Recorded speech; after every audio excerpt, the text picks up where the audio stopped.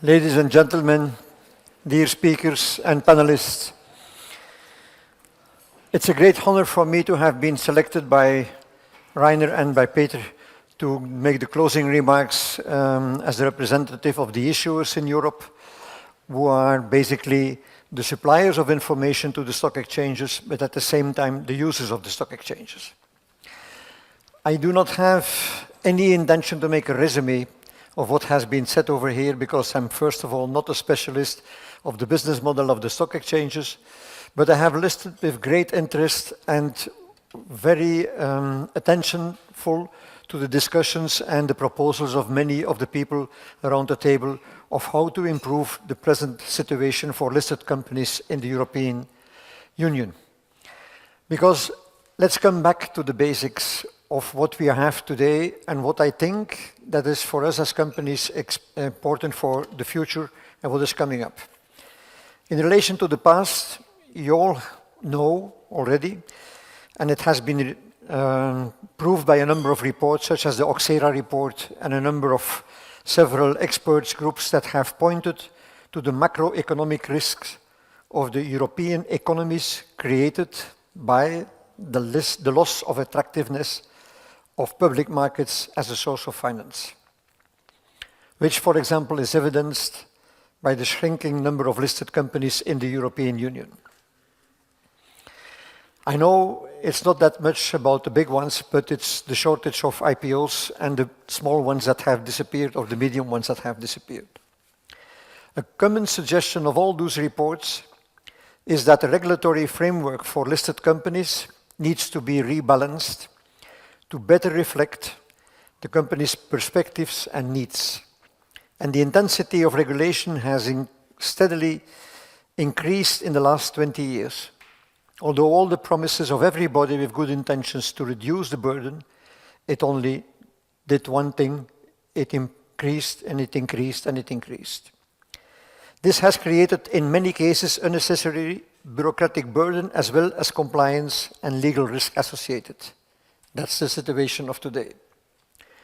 To this, over the last 3 years, we have witnessed the challenges created by the COVID crisis that are still ongoing in relation to the supply chain problems, which is causing a lot of difficulties for companies and raised the prices and inflation. The war in Ukraine, who made an additional big complex issue around the supply of energy at high cost. And at this particular moment, crucial moment, the companies that are confronted with new complex regulations, demands in relation to sustainability. And that specifically, and that's the third element, that is to make the picture complete. We all know that the upcoming climate change issue will create a major challenge for companies and in many cases impose a complete rethinking of the business model, which can only be realized through thorough and smart innovation and consequently the needed financial means to execute. And in this respect, bank financing is not enough. Certainly realizing that in Europe, stock market financing is only representing 1/3 of the financing of companies, when it is 2/3 in the United States.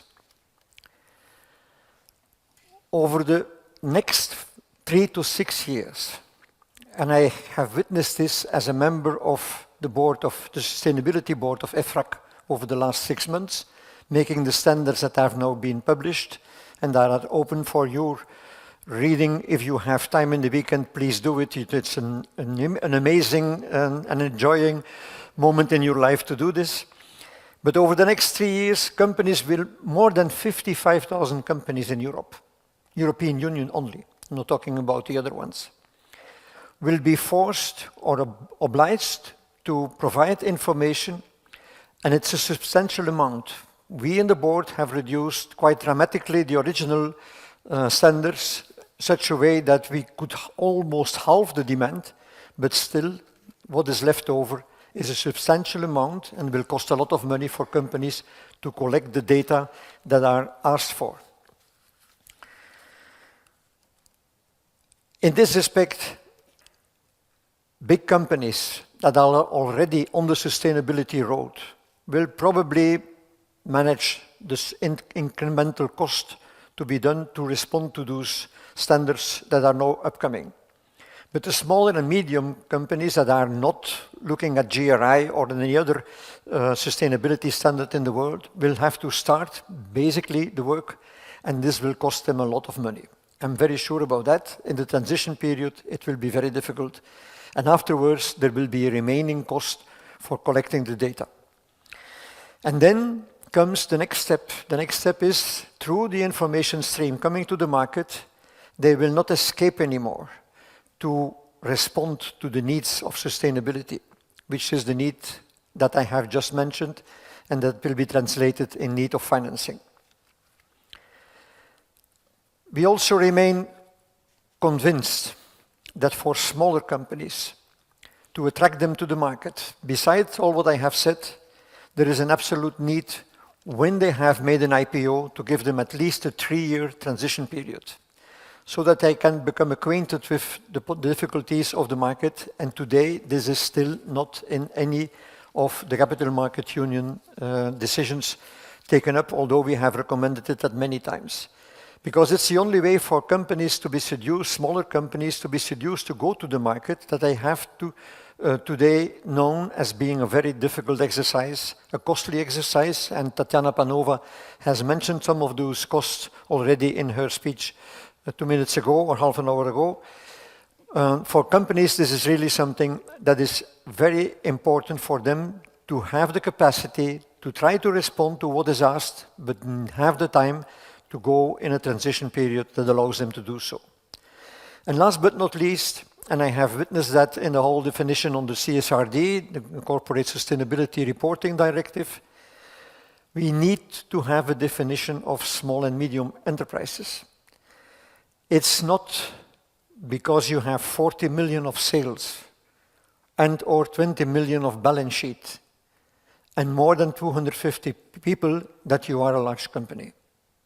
In my eyes, you are a small company, and you are at risk for everything in the next period to come up when you have to respond to all those requests of the European sustainability that is not contested. We have to do everything we can as companies to save the planet and to add our ambition to our additions to the climate change issues. But 40 million sales, 20 million balance sheet. They will need money to do so. And in many cases, the next step of risking that money will come from investors on stock markets and not from the banks. That's for me an absolute given. Because the demands will be, you will tell me of the 55,000 companies that I mentioned under CSRD, many of them are not stock listed. That's true. But the demand for the 45,000 that are not stock listed will already take a lot of the efforts and the capital of other ones. So we will need the stock markets as the ones that are capable of giving us the answer.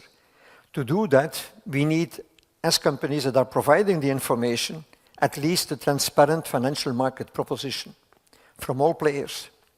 And we have already heard here in this room that also all the companies are asking for access to all the markets on a simple way in Europe, so that they can have the capacity not only in their home market to go to the local stock exchange, but with an easy step to move to the other ones.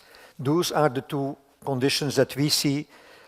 Transparent system, I don't know what that means. I am not a specialist in the systematic insiders, neither in the dark rooms, but I know that there is something that is not correct, and it has to be answered one way or another, how this is the issue that the stock exchange themselves have to solve. Against this background,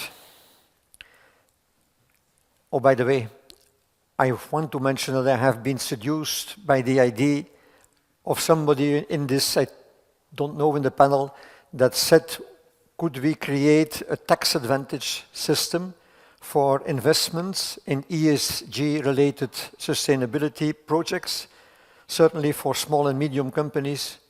I'm all in favor for it. I know it depends from something that is a local decision, a region, a country decision, but there could be a global European framework created to support that on a certain coherent way.